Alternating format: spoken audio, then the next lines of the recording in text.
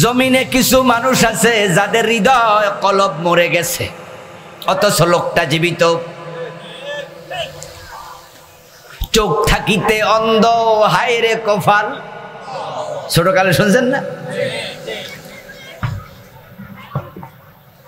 চোখ থাকিতে অন্ধ, হায় রে কপাল মন্দ, কলমের কালি রে শুকাইয়া গেলি রে, কি দি লিখিতাম বন্ধুর নাম। এই যে কবি কবিতা লেখলো, চোখ থাকতে অন্ধ, কি বুঝাইতে চাইলো? চোখ আছে দেখি না, এর মানে যে বন্ধু সে আমার কাছে নাই, তার কাছে যাওয়ার কোনো ব্যবস্থা। কলমে যে লিখবো, কলমে কালিটাও নাই। চোখ থাকতে অন্ধ আছে, কান থাকতে বধির আছে, কলব আছে বোঝে না এমন মানুষ।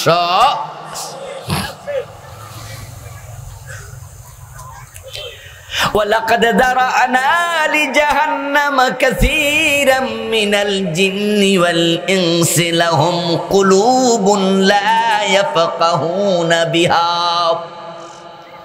وَلَهُمْ أَعْيُنٌ لَا يُبْصِرُونَ بِهَا وَلَهُمْ آذَانٌ لَا يَسْمَعُونَ بِهَا أُولَئِكَ كَالْأَنْعَامِ بَلْ هُمْ أضل। আল্লাহ বলে কিছু মানুষ আছে যাদের চোখ আছে দেখে না, কান আছে শুনে না, অন্তর আছে উপলব্ধি করে না। উলাইকা কাল আনআম, তারা দেখতে মানুষের মতো অথচ তারা পশু। এই কোরআন আমি আল্লাহ পশুর জন্য পাঠাই নাই, এটা হুদাল লিন্নাস। কার জন্য পাঠাইছে? আপনি মানুষ তাই বলে আপনি কোরআন থেকে হেদায়েত পাবেন না। যদিও পাঠাইছে আপনার জন্য, না পাওয়ার কারণ আপনার কলব আছে, আপনি বুঝতে রাজি না। চোখ আছে, চোখ দিয়া কোরআন পড়তে রাজি না। কান আছে, কান দিয়া কোরআন শুনতে রাজি না। কোরআনের অন্তঃকরণ দিয়া মর্ম উপলব্ধি করতে রাজি না। তো আল্লাহ বলে এমন চোখওয়ালা কানওয়ালা সে আসলে মানুষ না, সে হলো পশু, এবং পশুর চেয়ে আরো নিকৃষ্ট। আর পশুর জন্য আমি কোরআন পাঠাই নাই। ইন্না ফি যালিকা লাযিকরা লিমান কানা লাহু কলব। এ কোরআনের মাঝে আমি নসিহত রেখেছি যার কলবটা জিন্দা আছে। ওই কলবওয়ালার জন্য, যে কলব কোরআন থেকে মর্ম উপলব্ধি করতে রাজি। লিল্লাতি হিয়া আকওয়াম, এমন মানুষ যে মানুষের অন্তর কোরআন বোঝার জন্য উন্মুক্ত। ওয়ালকাস সামআ, এবং সে কোরআন মনোযোগ দিয়ে শুনতে রাজি। ওয়া হুয়া শাহীদ, এবং কোরআনে যা আছে তার ব্যাপারে সে সাক্ষ্য দিতেও রাজি। আমরা আজকে আপনাদের সামনে যা বুঝাবো, আমার আলোচনার প্রতিপাদ্য হবে হেদায়েত পাওয়ার পন্থা কি।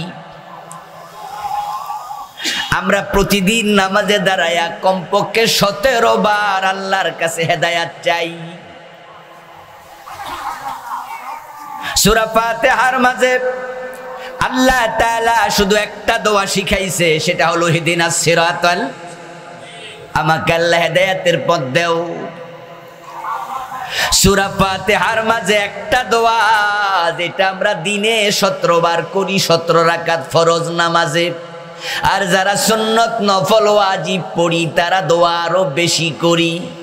আল্লাহ দোয়া শিখানো দ্বারা বুঝাতে চান হেদায়েতের চেয়ে দামি কোনো জিনিস পৃথিবীতে আর নাই। এদিকে কিসের আওয়াজ?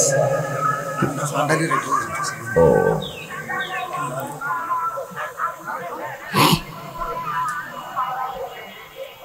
আল্লাহর কাছে হেদায়েত সবচেয়ে দামি জিনিস। এই হেদায়েত পাওয়ার জন্য আপনি আল্লাহর কাছে বারবার প্রতিদিন বলছেন ইহদিনাস সিরাতাল মুস্তাকিম।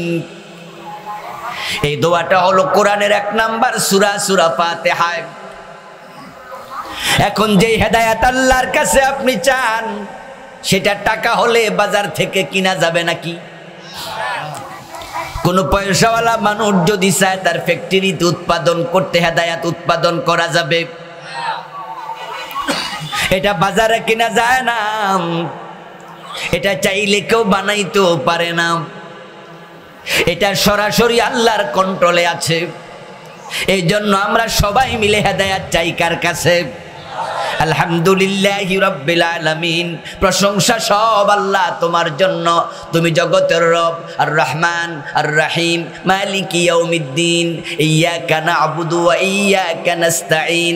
এরপরে আমরা বলি ইহদিনা, আমাদেরকে তুমি দয়া করে হেদায়েত দাও। সুবহানাল্লাহ। এটা শুধু আল্লাহর কাছে থাকে। এখন এই হেদায়েত আপনি কোথায় পাবেন? প্রথম সূরাতে আল্লাহ বলে আমার কাছে চাও, তাই আমরা চাই ইহদিনাস সিরাতাল মুস্তাকিম বলে। এবার দ্বিতীয় সূরার নাম বাকারা। ওই বাকারা সূরার শুরুর দিকে বলে যালিকাল কিতাবু লা রাইবা ফীহি হুদাল লিল মুত্তাকিন। ও আমার বান্দা, তুমি যেই হেদায়েত আমার কাছে চাও, আমি এই কিতাবের মাঝে মুত্তাকির হেদায়েত রেখেছি। লা রাইবা ফীহি হুদাল লিল মুত্তাকিন, এর মাঝে সন্দেহ নাই, এটাই মুত্তাকিদের জন্য হেদায়েতের কিতাব। তাহলে এখন হেদায়েত পেতে হলে এই কিতাবের কাছে আমাদের যেতেই হবে। এই কিতাবকে আল্লাহ তাআলা আমাদের হেদায়েতের জন্য পাঠাইছেন। এখন এই কিতাবের কাছে যাওয়ার মানে কি?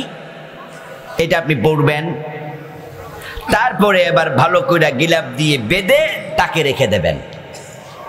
যদি আপনি মনে করেন যে এটাই হেদায়েত পাওয়ার সিস্টেম, আপনি ভুল করলেন। ইন্না হাযাল কুরআনা ইয়াহদি লিল্লাতী হিয়া আকওয়াম। এক সূরায় বলে হেদায়েত চাও, আরেক সূরায় বলে কোরআনের মাঝে হেদায়েত রাখছি, আরেক সূরায় বলে হেদায়েত পেতে হলে অন্তরকে রাজি করো। ও ব্যক্তি হেদায়েত পাবে যার অন্তঃকরণ উন্মুক্ত। তা আপনি কোরআন পড়লেন, কোরআনে কি আছে জানতে চাইলেন না। আপনি কোরআন পড়ার পরে জানলেন, কোরআনে যা বলা হয়েছে তা মানলেন না। আপনার অন্তর যে পর্যন্ত মানতে রাজি হবে না, ওই পর্যন্ত কোরআন থেকে হেদায়েত পাওয়া যাবে না। এক নাম্বার কথা হচ্ছে হেদায়েত পেতে হলে কোরআনের কাছে যেতে হবে। দ্বিতীয় কথা হচ্ছে শুধু গেলে হবে না, কোরআনে যা আছে তা গ্রহণ করার মন থাকতেই হবে।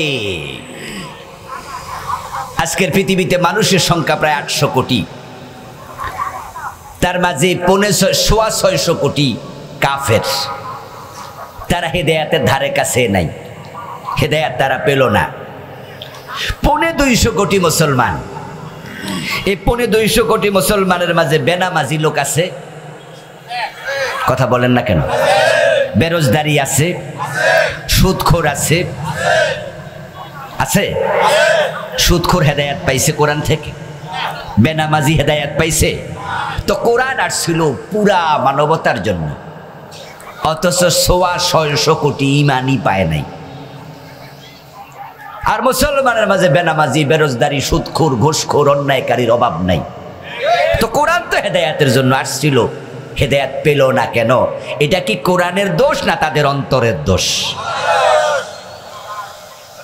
কোরআনের মাঝে হেদায়েত আছে, আল্লাহ বলেছেন। আল্লাহ হেদায়েতের জন্য কোরআন পাঠাইছে। আবু বকর হেদায়েত পেয়েছে কোরআন থেকে, ওমর পেয়েছে, ওসমান পেয়েছে, আলী পেয়েছে রাদিয়াল্লাহু তাআলা আনহুম। 1.25 লক্ষ সাহাবী পেয়েছে। এমন ভাবে পেয়েছে এক একজনের সম্মান আকাশের তারকার চেয়ে দামি হয়ে গেছে।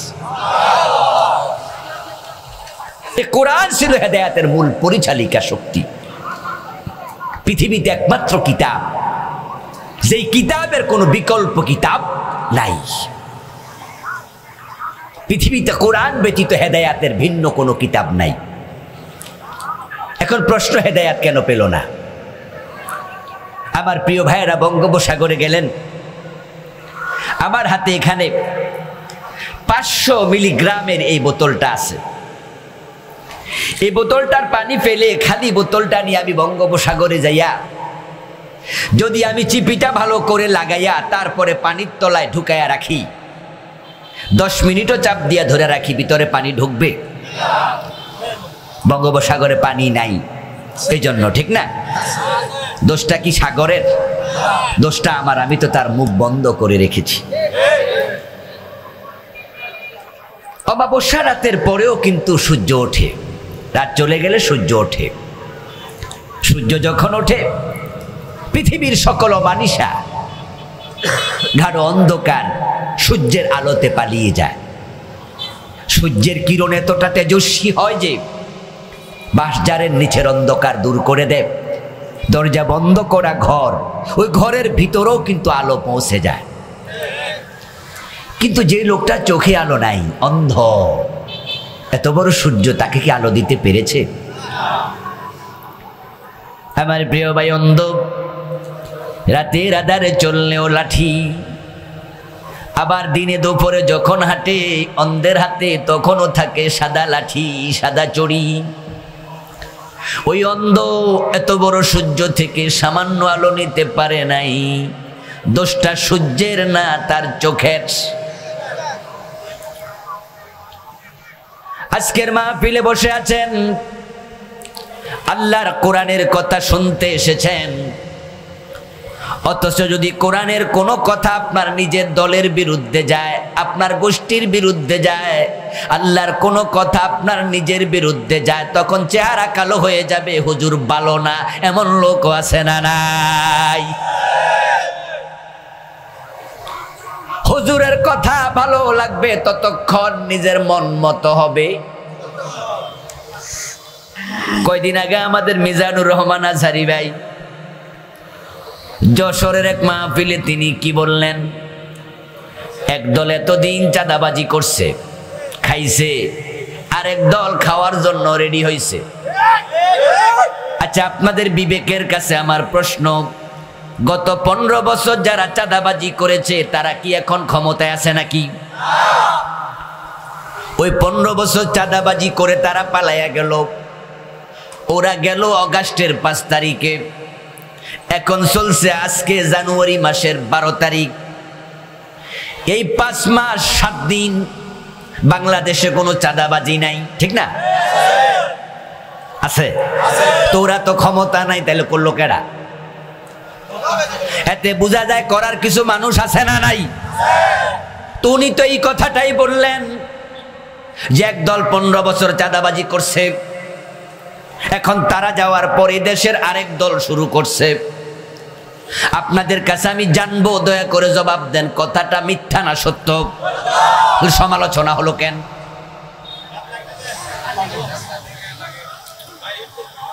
আমার বন্ধু, এটাই হচ্ছে আমাদের হেদায়েত না পাওয়ার কারণ। কারণ সত্য কথা বললে আমরা বেজার হয়ে যাই।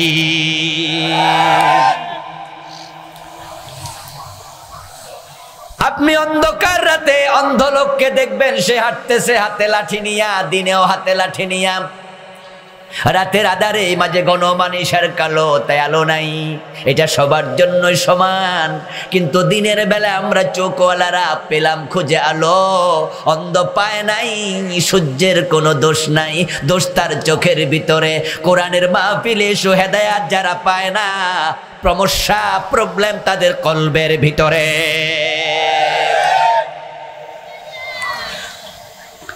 এ কোরআন থেকে যারা হেদায়েত নিতে চান, কোরআন পড়ার সময়, কোরআনের মাহফিল আসার সময় অন্তরটাকে খুলে দেবেন। এই চিন্তা নিয়ে কোরআন স্টাডি করবেন, অধ্যয়ন করবেন। কোরআনের মাহফিলে চিন্তা মাথায় নিয়ে আসবেন, কোরআনে যা আছে, হাদিসে যা আছে, সেটা আমার বাবার বিরুদ্ধে হলো আমি মানতে রাজি আছি। আমার গোষ্ঠীর বিরুদ্ধে যাবে, দলের বিরুদ্ধে যাবে, আমার নিজের বিরুদ্ধে যাবে, আমার বাবার বিরুদ্ধে গেল, কোরআনে যা আছে সেটাই সত্য। যদি আপনি এই চিন্তা নিয়ে কোরআনের কাছে যান তাহলে কোরআন থেকে হেদায়েত পেয়ে যাবেন। আমার প্রিয় বন্ধু, কোরআনের বাহিরে অন্য কোথাও হেদায়েতের জন্য যাবেন না। কারণ যে ব্যক্তি কোরআন বাদ দিয়া অন্য কোন জায়গায় হেদায়েতের জন্য যায়, আল্লাহ তার উপরে এতটা রেগে যান, তাকে হেদায়েত থেকে নিজে ধাক্কায়া দূরে ঠেলে ফেলেন। قال رسول الله صلى الله عليه وسلم من ابتغى الهدى في غيره أضله الله। রাসূলুল্লাহ বলেন, মান ক্বালা বিহি সাদাকা ওয়া মান হাকামা বিহি আদালা ওয়া মান আমিলা বিহি উজরা ওয়া মান ইবতাগাল হুদা ফি গায়রিহি আদাল্লাহুল্লাহ ওয়া মান দাআ ইলাইহি হুদিয়া ইলা সিরাতিম মুস্তাকিম। নবীজি সাল্লাল্লাহু আলাইহি ওয়াসাল্লাম বলেন যে কোরআনের কাছে যাবে, কোরআনের কথা শুনবে, কোরআনের কথা বলবে, সে সত্যবাদী। কারণ কোরআনে যা আছে এর মাঝে মিথ্যার কোনো সম্ভাবনা। মান ক্বালা বিহি সাদাকা, যে কোরআন থেকে বলবে, কোরআন দিয়ে বলবে, তোমরা বুঝে নিও সে সত্য বলতেছে। কারণ কোরআন ব্যক্তির কথা না, কোরআন কার কথা? ওয়া মান আসদাকু মিনাল্লাহি কিলা, আল্লাহর সে সত্য বলার ক্ষমতা কারো নাই। ওয়া মান হাকামা বিহি আদাল, যে ব্যক্তি কোরআন দিয়ে বিচার করবে সে ন্যায় বিচার করলো। কোরআনের বাহিরে কোনো ন্যায় বিচার নাই। নবী মুহাম্মদ সাল্লাল্লাহু আলাইহি ওয়াসাল্লাম যখন 10 বছর মদিনা চালাইছে, উনি বিচারক হইয়া বিচার করছে, তখন প্রতিটা বিচার তিনি কোরআনের আলোকেই করেছেন। এখন আমরা মুসলমান কোরআনের বিচার ভুলে গেছি, এজন্যই আদালতে মিথ্যার ছড়াছড়ি চলছে। বিনা দোষে মানুষের জেল হয়, ফাঁসি হয়। কত মিথ্যা মামলায় মানুষ বিজয়ী হয়ে যায়, তার কোনো হিসাব নাই। বড় বড় মামলাগুলোতে, কোটি কোটি টাকার মামলাগুলোতে আবার লাখ লাখ টাকা খরচ করে বড় বড় ব্যারিস্টার, উকিল রাখা হয়।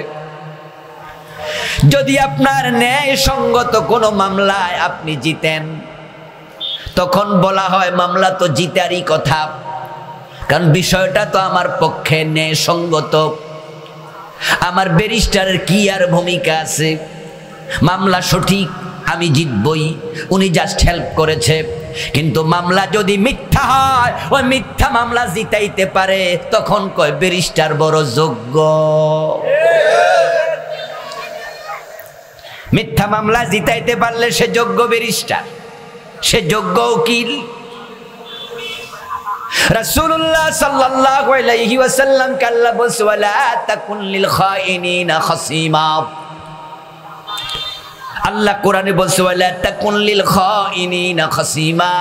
ও নবী মুহাম্মদ, কোন খেয়ানতকারী, কোন প্রতারক, কোন জালেম, কোন অন্যায়কারীর পক্ষে আপনি কখনো বিতর্ক করবেন না।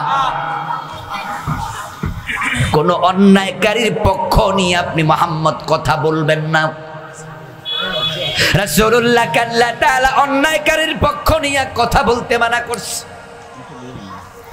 আমি আপনাদের কাছে প্রশ্ন করতে চাই, রাসূলুল্লাহকে অনুসরণ করা নফল না ফরজ? সবাই বলেন। রাসূল সাল্লাল্লাহু আলাইহি ওয়াসাল্লামকে অনুসরণ করা ফরজ। এখন আল্লাহ তাআলা রাসূলুল্লাহকে বলতেছেন, আপনি কোন জালেম, কোন খায়েনের পক্ষ নিয়া একটা কথাও বলবেন না। অথচ জেনে শুনে মিথ্যা মামলা নেয়, মিথ্যার পক্ষ ওকালতি করে এমন উকিল আছে না নাই? এখন আদালতে সে রায় নিয়ে যায় পক্ষে। যেই হাকিম মামলার রায় দেয়, জানা শোনা আছে মামলাটা মিথ্যা, এরপরও টাকার বিনিময়ে মিথ্যা মামলার পক্ষে রায় দেয়, এমন হাকিম এই দেশে আছে না নাই? বিচার যদি কোরআন দিয়ে হতো, মান হাকামা বিহি আদাল, কোরআন দিয়ে বিচার হলে না বিচার হতো। ওয়া মান আমিলা বিহি উজির, কোরআন দিয়ে যে আমল করে সে পুরস্কার প্রাপ্ত হবে আল্লাহর কাছে। ওমান ইবতাগাল হুদা ফি গায়রিহি আদাল্লাহুল্লাহ। এরপর প্রিয় নবীজি বলছেন যে হেদায়াত কোরআন ব্যতীত অন্য জায়গায় তালাশ করে আদাল্লাহুল্লাহ, আল্লাহ নিজে তাকে পথহারা করে দেয়। হেদায়াতের মালিক কে? তো আল্লাহ পথহারা করলে হেদায়াতটা আর কে দেবে? তাই হেদায়াত যারা নিতে চান তারা আল্লাহর কোরআনের কাছে যান, কোরআনে যা আছে তা গ্রহণ করুন, মেনে নেন। এ কোরআন এমন এক কিতাবের সাথে যে লাগে আল্লাহ তার দাম নিজে বাড়াইয়া দেয়। কোরআনে আল্লাহ নিজে বলছেন ইয়ারফাইল্লাহুল্লাযীনা আমানু মিনকুম ওয়াল্লাযীনা উতুল ইলমা দারাজাত। তোমাদের মাঝে যারা ঈমান পেয়েছো, ঈমানের পরে তোমরা কোরআনের ইলম পেয়েছো। ইয়ারফাইল্লাহু দারাজাত, কোরআনের ইলম যে পায় আল্লাহ নিজে তার সম্মান বাড়ায়া দেয়।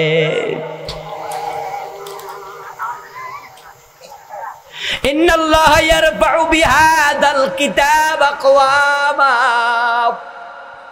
প্রিয় নবীজি বলেন এই কিতাবের দ্বারা আল্লাহ কত কাউম, কত সম্প্রদায়কে আল্লাহ উপরে তুলে দিছে, সম্মান বাড়াইয়া দিছে। ওয়ায়াদাউ বিহি আখারিন, এই কিতাবের মাধ্যমে আল্লাহ কত জাতিকে ধ্বংস করেছে, অপমানিত করেছে, অসম্মানিত করেছে। মানেটা কি? মানে হলো যারা কোরআন ধরবে তাদের দাম আল্লাহ বাড়াবে, যারা কোরআন ছাড়বে আল্লাহ তাদেরকে অপমানিত করে ছেড়ে দেয়। আজকের পৃথিবীর মুসলমান সব জায়গায় মাইর খায়। বসনিয়া, সেসনিয়া, সোমালিয়া, কাশ্মীর, আলজেরিয়া, ফিলিস্তিন, সিরিয়া, গুজরাট, মায়ানমার, ইয়ামান, তাকায় দেখো মুসলমান যেখানে মাইর খায়। আমার ছোট্ট মেধা যতটুকু আমি বুঝেছি, আজকের পৃথিবীতে মুসলমান অপমানিত হওয়ার এক নাম্বার কারণ তারা কোরআন ছেড়ে দিয়েছে।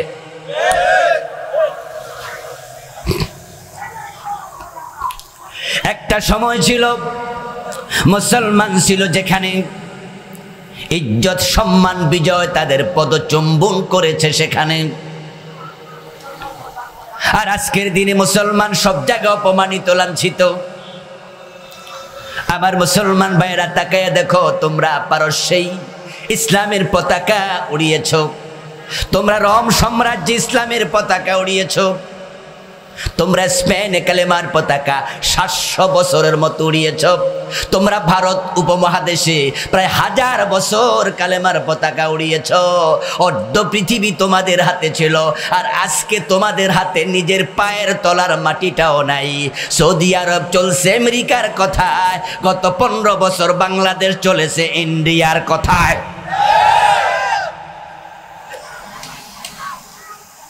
তাম পৃথিবীতে মুসলমানদের 57 উপরে রাষ্ট্র আছে। ওআইসির সদস্যই তো 57, আর ওআইসির এখনো সদস্য পদ পায় নাই এমন আছে কিছু। সব মিলিয়ে 65 কান্ট্রিজ, 65টা মুসলিম দেশ। মুসলমানের সংখ্যা 250 কোটি, বিশাল জনগোষ্ঠী মুসলমান। তারা কেন মাইর খাবে? কারণ তারা আল্লাহর কোরআন ছেড়েছে। এখন কোরআন দিয়া 100% পৃথিবীর একটা দেশও চলে না। শুধু আফগানিস্তান শুরু করেছে মাত্র, কতটুকু পারে আমরা দেখছি। সৌদি আরব সহ তাম দুনিয়া একটা রাষ্ট্র ইসলামকে 100% ফলো করে না। আর আমরা তো 92% মুসলমান। এই 54 বছরের বাংলাদেশ আল্লাহর কোরআনের আলোকে আমরা এখনো একটা দিনও চালাই। আল্লামা ইকবালের জন্য বলছেন, ও জামানে মে মুআজ্জাজ থে হামিলে কুরআ হোকর, और तुम खार होए तारके कुरआ बनकर। ওই জামানায় তোমরা স্মরণীয় ছিলে, বরণীয় ছিলে। তোমরা মুসলমান যেখানে গিয়েছো সেখানে সালাম পেয়েছো, কারণ তোমরা ছিলে কোরআনের হামেল। এক হাতে ছিল তলোয়ার আর হাতে ছিল আল্লাহর কোরআন। তারা জিহাদের কথা বলে নাই, কোরআনের বাহিরে চলে নাই। রাতে রাতের তাহাজ্জুদের বিছানায় ছিল, দিনের বেলা ঘোড়ার পিঠে তলোয়ার হাতে নিয়ে যুদ্ধের ময়দানে ছিল। তাকে দেখো মুসলমান, প্রিয় নবী মুহাম্মদ সাল্লাল্লাহু আলাইহি ওয়াসাল্লাম 27টি যুদ্ধে সেনাপতি। আল্লাহর হাবিবের সাহাবাদের মাঝে একজন সাহাবীর নাম আপনি খুঁজে পাবেন না, বলতে পারবেন না, যিনি সামর্থ্য থাকার পরও যুদ্ধের ময়দানে যায় নাই, এমন একজন সাহাবীও নাই। সবাই ছিল মুজাহিদ। একজন ছিলেন অন্ধ, আব্দুল্লাহ ইবনে উম্মে মাকতুম রাদিয়াল্লাহু তাআলা আনহু। উনার জীবনী পড়ুন, পাবেন উনিও গাজওয়ে কাদেসিয়াতে যুদ্ধের ময়দানে শাহাদাত বরণ করেছেন। ওই অন্ধ যুদ্ধের মাঠে শহীদ হয়, আর আমরা চোখওয়ালারা জিহাদের কথা ভুলে গেছি।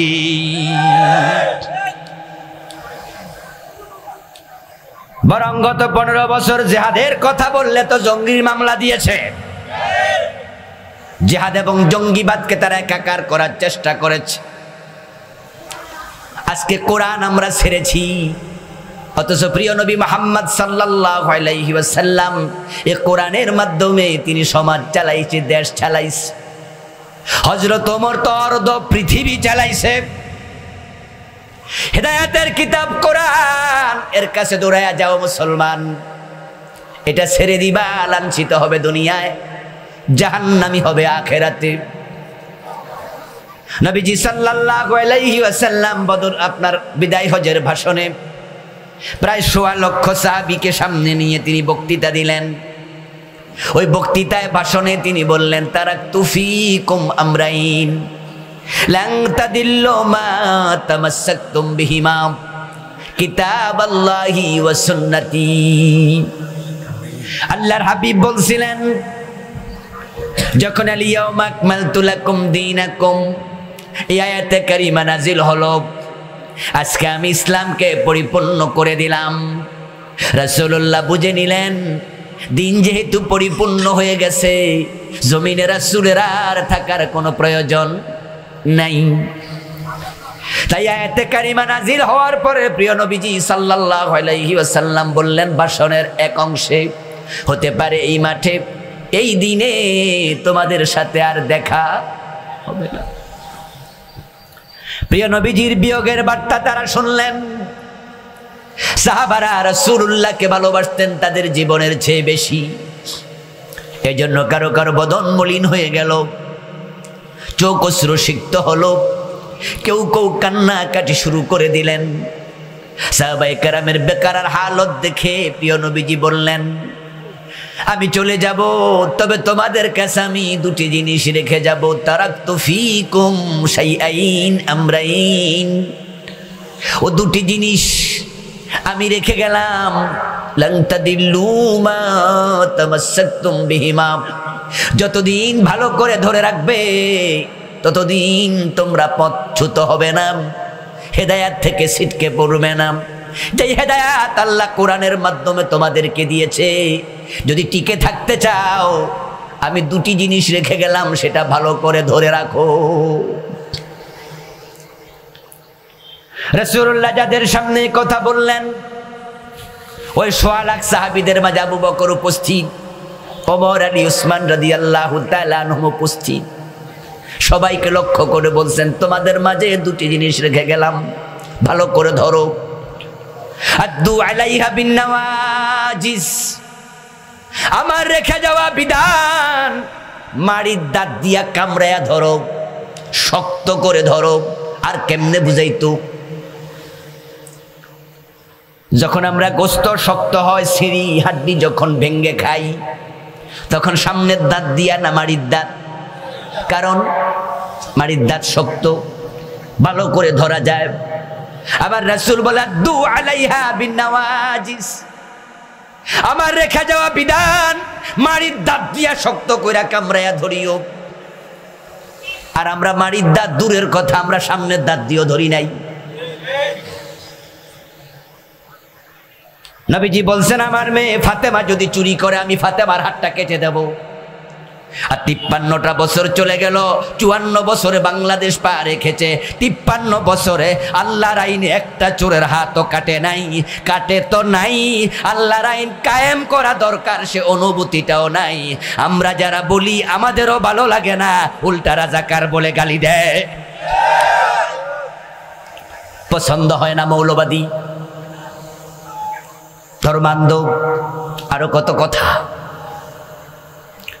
তুমি হেদায়াত থেকে বঞ্চিত হয়ে যাবে দোস্ত। হেদায়াত পেতে চাইলে রাসূলুল্লাহর কথার কাছে আসো। আমি দুটি জিনিস রেখে গেলাম, শক্ত করে আঁকড়িয়ে ধরো। 1 নাম্বার কিতাব আল্লাহ, আল্লাহর কিতাব কোরআন। দ্বিতীয় সুন্নতি, আমার সুন্নাহ হাদিস। এ দুটাকে ভালো করে ধরো। আপনাদের কাছে আমি জিজ্ঞাসা করব, আমাদের দেশের লোকেরা হেদায়াতের জন্য কোরআন হাদিসের কাছে বেশি যায় নাকি পীর সাহেবের বাড়ি বেশি যায়? এই দেশের লোকেরা হেদায়াতের চিন্তা মাথায় নাই তা নাম। এদেশের মানুষের বুঝ, তাদের দিল বড় নরম, তাদের চিন্তা বড় ভালো, তারা সবাই হেদায়াত চায়। এই জন্য উত্তরবঙ্গ থেকে ট্রাকের বনাটে বৈশা আসে, হিল ট্যাক্সে, মেজবান্ডার শরীফে, বাসের ছাদে চড়ে আসে গরিব মানুষ, সিটে বসার টাকা নাই। তাই রংপুর থেকে, দিনাজপুর থেকে চলে আসে মতিঝিলে, দেওয়ানবাগ দরবার শরীফে। ওখানে পীর সাহেব হুজুর আছেন, কলবে গুতা দিলে কলব নড়বে। ওখানে মেজবান্ডার শরীফে হুজুর আছেন, উনার কাছে কিছু চাইলে উনি ভরে দেবে 2 হাত।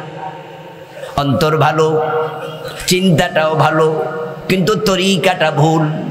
ধরা দরকার ছিল কোরআন, ধরা দরকার ছিল হাদিস। তারপরে কোরআন হাদিস বুঝার জন্য ধরা দরকার ওস্তাদ। তাই পীর ছিল 3 নম্বরে, ওস্তাদ হিসাবে যাবে। কিন্তু কোরআন হাদিস সাইরা তারা পীরকে হেদায়াতকারী বানায়া দিছে। তাই হেদায়াতের জন্য পীরের বাড়িতে যায়, বন্ড পীরের হাতে পইরা ইমানটাও হারায়।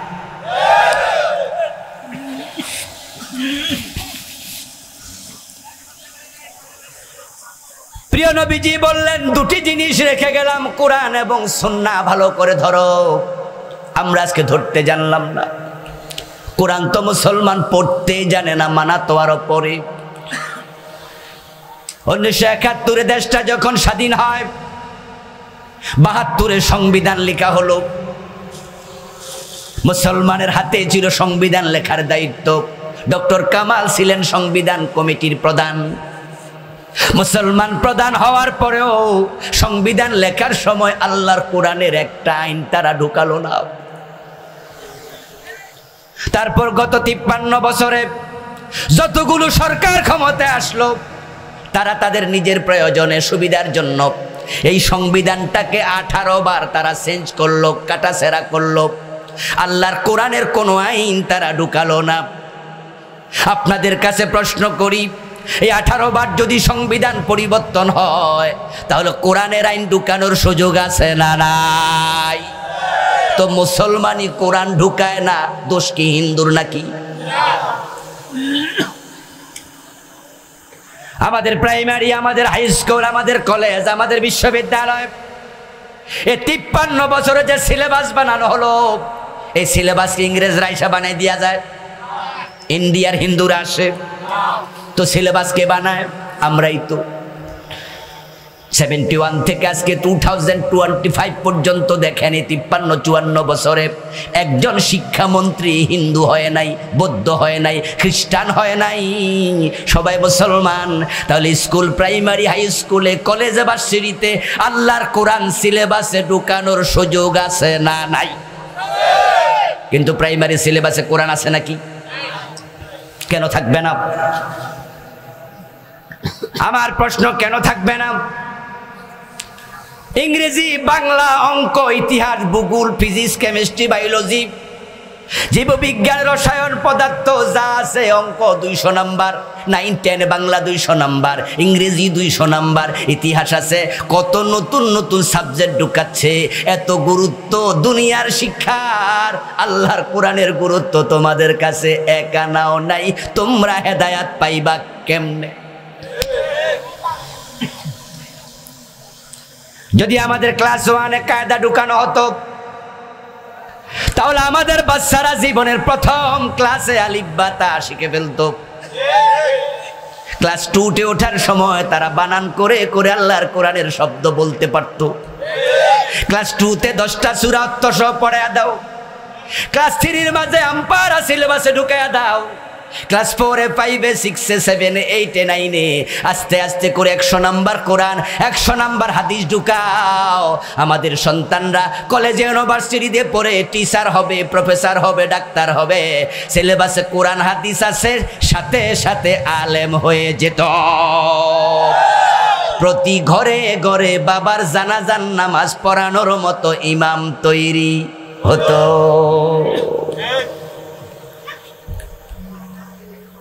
অথচ ইউনিভার্সিটি এমন সিলেবাস বানাইছে, এমন সাবজেক্ট আছে ভার্সিটিতে, যেই সাবজেক্টের ফার্স্ট ইয়ার থেকে লাস্ট ইয়ার পর্যন্ত তারা 5 থেকে 6 বছর পরে আল্লাহর কোরআন, রাসূলের হাদিসের সুন্নাহর 1 নাম্বারও নাই। এমন বিশ্ববিদ্যালয় বাংলাদেশে আছে যেখানে ইসলামের নামে একটা সাবজেক্টই নেই। জাহাঙ্গীরনগর বিশ্ববিদ্যালয়, ইসলামের ইতিহাসও নাই, ইসলামিক স্টাডিজও নাই, অ্যারাবিক লিটারেচারও নাই। আমি 14টি বছর সে বিশ্ববিদ্যালয়ের পাশে ছিলাম। একবার সাথে রেডিও কলোনি নামক এলাকায় আমি এক জুমা মসজিদের খতিব ছিলাম। কাছ থেকে বিশ্ববিদ্যালয়টাকে দেখেছি। এই জঙ্গলে শুধুমাত্র ফুল আর মাইয়া বসে থাকে মাগরিবের পর থেকে। এত নেকেট, এত নোংরা। আপনারা জেনে থাকবেন যে 100 মেয়েকে দর্শন করে সেঞ্চুরি পালন করছে সেখানে, আপনারা মনে আছে না? সেই বিশ্ববিদ্যালয় জাহাঙ্গীরনগর, মুসলমানের বিশ্ববিদ্যালয়, মুসলমানের দেশ, মুসলমান ভিসি, মুসলমান সরকার, মুসলমানের ট্যাক্সে তাদের বেতন হয়। ইসলামিক ইতিহাসও নাই, ইসলামিক স্টাডিজও নাই, অ্যারাবিক লিটারেচার নাই, ইসলামের নামে কিচ্ছু নাই। তো কোরআন যদি এভাবে ছেড়ে দাও, তোমরা হেদায়েত পাইবা কেমনে? এদেশের বিশ্ববিদ্যালয়গুলোতে ইসলামিক ইকোনমিক্স পড়ানো একটা ইউনিভার্সিটি নাই যেখানে ইসলামিক ইকোনমিক্স 1 নাম্বার পড়ায়। ইসলামী অর্থনীতি 1 নাম্বারও নাই। পুরা পুঁজিবাদী অর্থনীতি, সম্পূর্ণ ক্যাপিটালিজমের উপর ডিপেন্ড করে চলছে পুরা অর্থ ব্যবস্থা। ইসলামে যে অর্থনীতি আছে, এটা মুসলমানের সন্তান অর্থনীতিতে অনার্স, অর্থনীতিতে মাস্টার্স, অর্থনীতিতে পিএইচডি, অর্থনীতির প্রফেসর, ইসলামী অর্থনীতি 1 নাম্বারও জানে না। এমন পচা পচা পচা সিলেবাস বানাইছে। অগাস্ট বিপ্লবের পর আমরা আশাবাদী। আমরা চাই বাংলাদেশটা কোরআন দিয়ে সাজাতে। এ কোরআনকে আমরা সংসদে নিতে চাই। এ কোরআনকে সংবিধান বানাতে চাই। আমরা আগে ভাবতাম, এই বেটা এগুলা খুলে ফেলবা, এটা দিবা না, হাতে লাগে বারবার। আমরা আগে ভাবতাম আমাদের দেশে ইসলামী বিপ্লবের জন্য আমাদের অস্ত্র লাগবে, আমাদের মুজাহিদদেরকে প্রশিক্ষিত করা লাগবে। কিন্তু অগাস্ট বিপ্লবের মাধ্যমে আমাদের ভুল ভেঙে গিয়েছে। আমরা নতুন আলো দেখতে পাচ্ছি। বিপ্লবের জন্য অস্ত্র লাগে না, লাগবে সাহসিকতা, লাগবে আবু সাঈদের মতো বুকে গুলি গ্রহণ করার মতো মানসিকতা।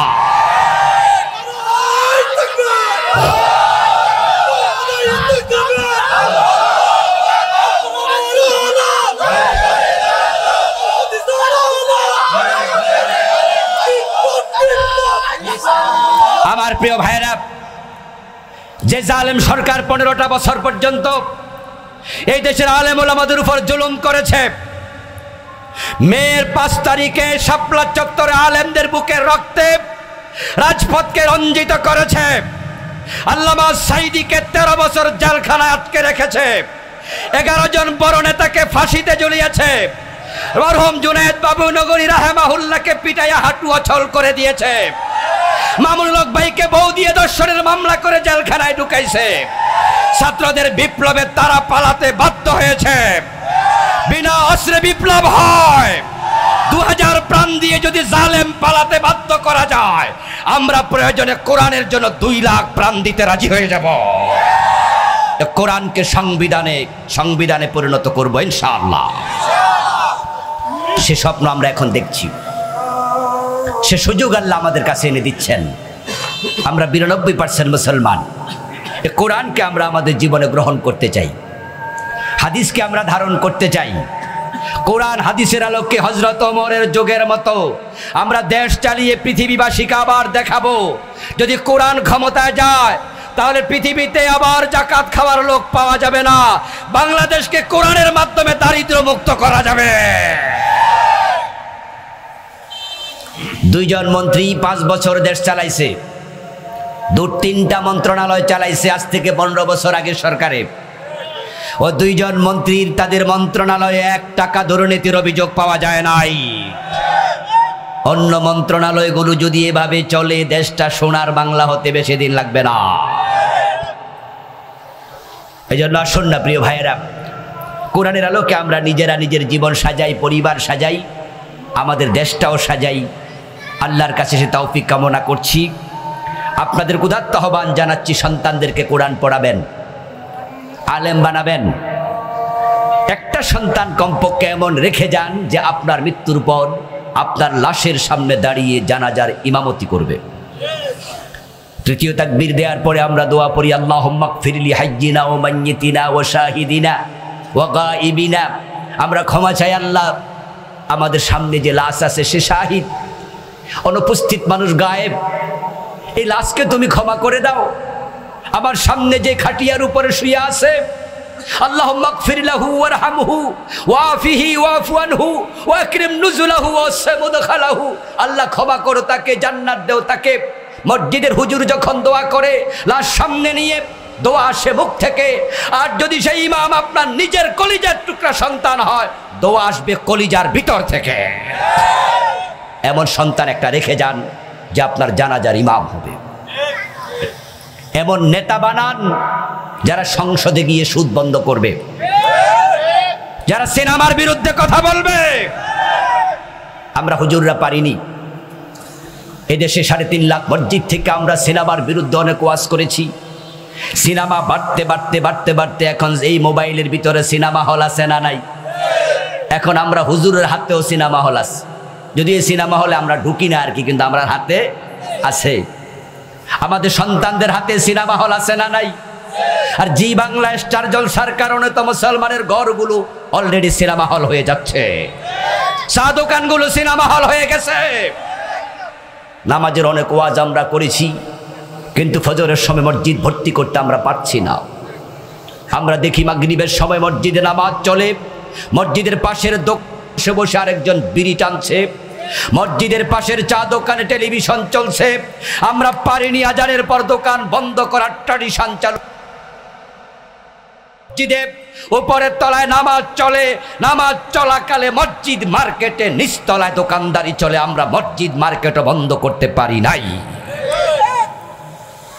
দিন যদি বিজয়ী হয়, কোরআন যদি সংবিধান হয়, আল্লাযীনা মাক্কান্নাহুম ফিল আরদি আকামুস সালাত ওয়া আতাউয যাকাত ওয়া আমারু বিল মা'রুফ ওয়া নাহাউ আনিল মুনকার। আল্লাহ বলেছে ইসলামী সরকার আসলে, কোন ভূখণ্ডে মুসলমান ক্ষমতা পেলে তারা নামাজ কায়েম করবে, যাকাত আদায় করবে, সৎ কাজের আদেশ দেবে, অসৎ কাজে নিষেধ করবে। রাষ্ট্র যদি অন্যায়ের বিরুদ্ধে কথা বলা শুরু করে দেয়, আমরা আর কথা বলা লাগবে না, অন্যায়কারীরা তার মতো সোজা হয়ে যাবে। মাদকের বিরুদ্ধে কত ওয়াজ আমরা আলেমরা করলাম, ইয়াবা, হেরোইন, ফেতরিন, ফেন্সিডিল, আরও কত রকমের মাদক ঢুকছে নিয়মিত, আমরা বন্ধ করতে পারিনি। ইসলাম যদি ক্ষমতায় যায়, কোরআন যদি সংসদে যায়, ইসলাম ওরা যদি এমপি মন্ত্রী হয়ে যায়, তাহলে আইন বানানো হবে, মাদক সেবীকে 80 বেত দেয়া হবে, 80 বেতে সোজা হয়ে যাবে। এই জন্য আসুন না তেলাওয়াতের কোরআনকে আমরা আমলের কোরআন বানাই। আমরা কোরআন সুন্নাহকে জীবনে লালন করি, ধারণ করি, আঁকড়িয়ে ধরি। জীবনের বটম থেকে টপ, পাকঘর থেকে সংসদ ভবন, ব্যক্তি জীবন থেকে আন্তর্জাতিক বলয়, আমরা থাকবো যেখানে কোরআন সুন্নাহ থাকবে সেখানে। এগিয়ে যাই সামনের দিকে, আল্লাহ তৌফিক দান করুন, আমিন। প্রিয় ভাইয়েরা, ইশারের নামাজের পর ইনশাআল্লাহ আজকের মাহফিলের সম্মানিত প্রধান মুফাসসির, নন্দিত মুফাসসিরে কোরআন মুহতারাম মাওলানা আবু নসর আশরাফি ভাই তিনি আলোচনা করবেন। ইশারের নামাজের আজান হবে, আশা করছি এখানেও জামাত হবে, পাশে মসজিদে তো হবেই। আপনারা আবার চলে আসবেন, উঠবেন না। এখন আপনাদের সম্মুখে সংক্ষিপ্ত আলোচনা উপস্থাপন করবেন আমাদের এই আসনের কৃতি সন্তান, আপনাদের এলাকারই পরিচিত মানুষ, বিশিষ্ট শিক্ষাবিদ মহতারাম মাওলানা ইয়াসিন আরাফাত ভাই। নাকি জি ভাই আছেন? ভাই একটু সংক্ষেপে কথা বলবেন, এরপরে আপনারা আজান হলে চলে যাবেন। আল্লাহ হাফিজ, আসসালামু আলাইকুম ওয়া রাহমাতুল্লাহ। এখন একটু বসুন। আল্লাহ তাআলা বলছেন, ইন্না হাদাল কুরআন ইয়াহদি লিল্লাতি হিয়া আকওয়াম। নিশ্চয়ই এই কোরআন, ইন্না হাদাল কুরআন, নিশ্চয়ই এই কোরআন, ইয়াহদি হিদায়াত দেবে, লিল্লাতি হিয়া আকওয়াম, এমন লোকদেরকে, এমন কলবকে, এমন ব্যক্তিদেরকে যে মানুষগুলো হেদায়াত গ্রহণের জন্য এক পায়ে দাঁড়াইয়া আছে, যাদের অন্তরকে তারা কোরআন বুঝার জন্য, কোরআন মানার জন্য নিজেরা উন্মুক্ত করে রেখেছে। যারা কোরআন বুঝার জন্য অন্তরকে রাজি করাতে পারে নাই, কোরআন তাদেরকে হেদায়াতের পথ দেখাবে না। এই কোরআনকে বলা হয় হেদায়াতের কিতাব। হুদাল্লিল মুত্তাকিন, হুদাল্লিন নাস, হাদা হুদা। আল্লাহ বলেন এটাই হলো হেদায়াতের কিতাব। এটা পৃথিবীর মানুষকে হেদায়াত দিতে আমি পাঠাইছি। শাহরু রমাদান আল্লাযী উনজিলা ফীহিল কুরআন হুদাল লিন্নাস। রমাদানে কোরআন নাজিল হলো বিশ্ব মানবতার হেদায়াতের জন্য। নাস মানে মানুষ,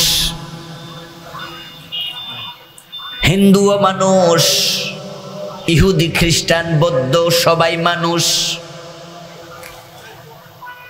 কোরআন শুধু মুসলমানের জন্য আসে নাই, হুদাল লিন্নাস, এটা আসছে সব মানুষের জন্য। কিন্তু সব মানুষ কোরআন থেকে হেদায়াত পায় না। কোরআন থেকে হেদায়াত পাওয়ার জন্য শর্ত হলো লিল্লাতি হিয়া আকওয়াম। যারা হেদায়াত গ্রহণ করার জন্য নিজেকে প্রস্তুত করেছে, যারা হেদায়াত পাওয়ার নিয়তে কোরআনের কাছে যাবে, কোরআন শুধু তাদেরকে হেদায়াতের পথ দেখাবে। হিদায়াত নেয়ার মতো মন তৈরি করো, তারপর কোরআনের কাছে যাও।